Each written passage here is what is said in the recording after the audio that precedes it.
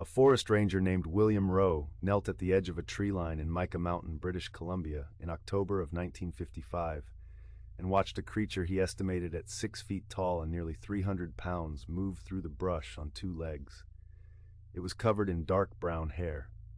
It turned and looked directly at him. He was an experienced outdoorsman who had spent decades in wilderness terrain. When he filed a formal affidavit, a sworn legal statement, he said he was certain it was neither a bear nor a man, and he said something that almost never gets quoted. He was so shaken by the encounter that he chose not to shoot it because it felt wrong to do so.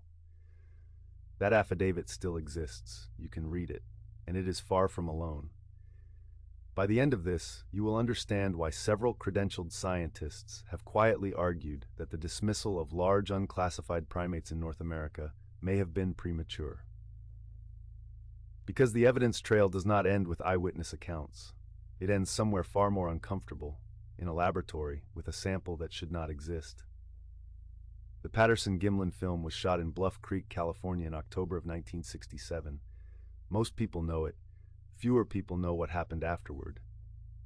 A biomechanics analysis conducted by Dr. D.W. Grieve at the Royal Free Hospital School of Medicine in London concluded that the subject in the film moved in a way that was biomechanically consistent with a large primate, but inconsistent with a human in a costume, unless the footage was shot at a frame rate significantly different from what the filmmakers reported. The debate over frame rate has never been fully settled, but here is where it gets interesting.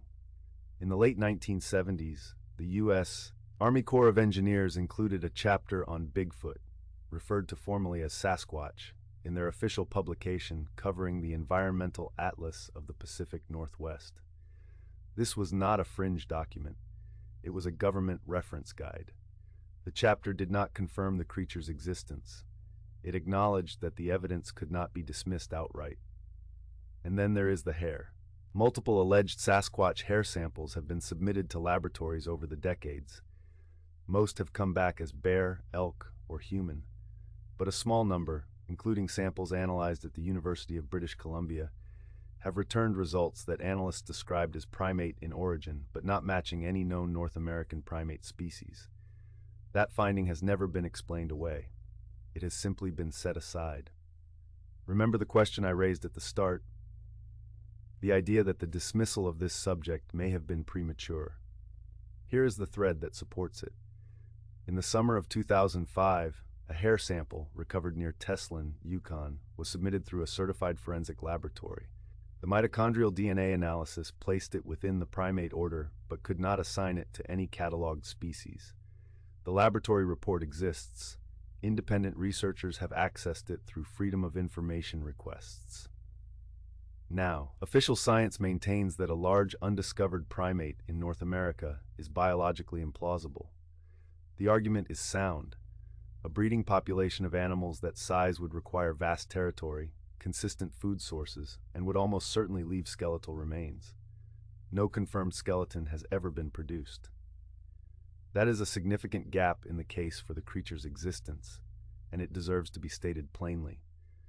But it is also true that the coelacanth, a fish believed extinct for 65 million years, was found alive and well off the coast of South Africa in 1938. That scientists were wrong once does not mean they are wrong again. It means the conversation is worth having. William Rowe filed his affidavit, swore to its accuracy, and never changed his account. He had nothing to gain. The hair samples with reportedly anomalous DNA results have not been the subject of widely published peer-reviewed rebuttal. Whether that reflects institutional disinterest or a straightforward absence of follow-up funding is not a question the available record answers cleanly. The Army Corps of Engineers acknowledged the evidence was unresolved.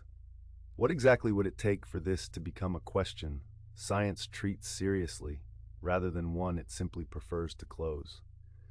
That answer may depend entirely on who is doing the asking.